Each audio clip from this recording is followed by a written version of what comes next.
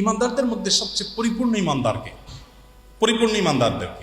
আমরা সাধারণত যে লোকটা বেশি বেশি নামাজ রোজা পড়ে, যে লোকটা বিশেষ নফল নামাজ পড়ে, জুব্বাটা লম্বা আছে, দাড়িটা লম্বা আছে, হিজাবটা ঠিক মতো করে, আমরা মনে করি মাশাল্লাহ মাশাল্লাহ খুব ইবাদত গুজার, তাই না?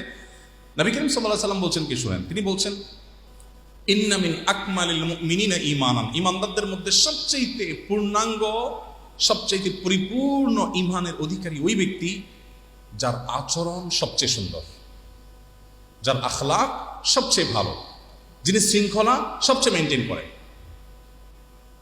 এই লোকটা যিনি অন্যের অধিকারের ব্যাপারে খুব বেশি কনসার্ন, যে আমি কোনো অধিকার নষ্ট করছি না তো। আপনি স্বামী, আপনি আপনার স্ত্রীর কোনো অধিকার নষ্ট করছেন না তো? আপনার কোনো কথা স্ত্রীর প্রতি অবিচার হয়নি তো? আপনি তাকে একটু শাসন করতে গিয়ে সীমানা ছাড়িয়ে যাননি তো? আপনি স্ত্রী, আপনি আপনার স্বামীর বেলায় আল্লাহর দেওয়া দায়িত্বের কোনোটিতে অবহেলা করেননি তো? আপনার দ্বারা কোনো কিছু অনধিকার চর্চা হয়ে যায়নি তো? সীমানা ছাড়িয়ে যায়নি তো? সীমা লঙ্ঘন হয়ে যায়নি তো? এই যে একটা বোধ, আল্লাহ শপথ করে বলছি, এই বোধটাই মানুষকে প্রকৃত মুত্তাকি হওয়ার পরিচয় দেয় এবং মানুষের আসল তাকওয়ার দিকটাকে ফুটিয়ে তোলে।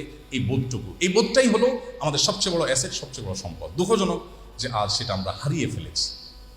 আমরা শুধুমাত্র ইবাদত বন্দেগীর গুরুত্ব নিয়ে আলোচনা করি, ইবাদত বন্দেগী করি, পুরো ধর্মটাকে বানিয়ে ফেলেছি জাস্ট ইবাদত সর্বস্ব একটা ধর্ম। আমি বলছি যে ইবাদতের মৌলিক ইবাদতগুলো ইসলামের মৌলিক কাজ, প্রধান কাজ, সন্দেহ নেই, কিন্তু আপনার ইসলামের আসল সৌরভ ছড়াবে ইবাদতের মাধ্যমে নয়, আপনার ইসলামের সৌরভ ছড়াবে আখলাকের মাধ্যমে। কিয়ামতের ময়দানে আপনার আমলের পাল্লাকে ওয়েটফুল করবে ইবাদত নয়, আপনার আচরণ।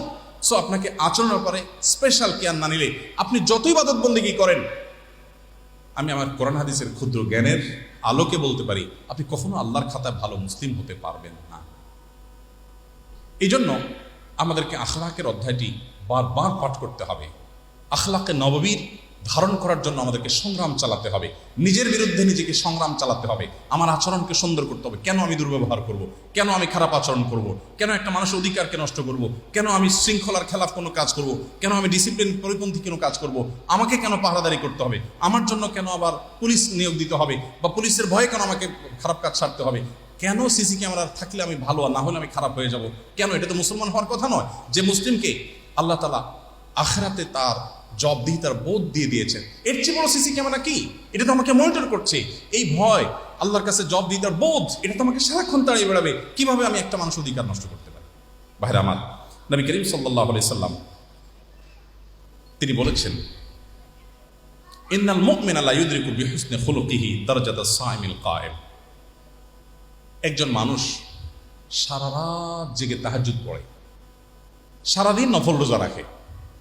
আরেকজন মানুষ এত নফল রোজাও রাখতে পারে না, এত নফল নামাজও পড়তে পারে না, বাট তার আখলাকটা খুব সুন্দর, তার আচরণটা সুন্দর। নবী সাল্লাল্লাহু আলাইহি সাল্লাম বলেছেন, শুধুমাত্র সে দিনভর যত কাজ করেছে, তার সহকর্মীদের কারোর সাথে রূঢ় আচরণ করে নাই, কারোর কোনো অধিকার খর্ব করে নাই, তাদের কারোর বিরুদ্ধে ষড়যন্ত্র করে নাই, মালিকের কাছে বা উপরের অফিসারদের কাছে তার বিরুদ্ধে মিথ্যা কোনো নালিশ দেয় নাই, তার বিরুদ্ধে ষড়যন্ত্রে লিপ্ত হয় নাই।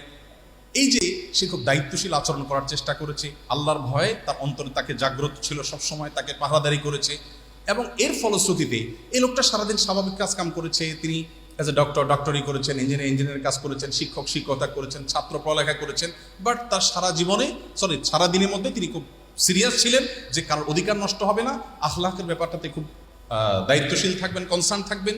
এই লোকটাকে আল্লাহ রাব্বুল আলামিন, ওই যে আরেকটা লোক যিনি সারাদিন রোজা রেখেছেন, সারা রাত তাহাজ্জুদ পড়েছেন, ওই সারাদিন রোজা রাখা এবং সারা রাত তাহাজ্জুদ পড়া মানুষের সমান মর্যাদা দিবেন তার স্বাভাবিক জীবনে, শুধুমাত্র তার আখলাকটাকে ভালো রাখবার জন্য।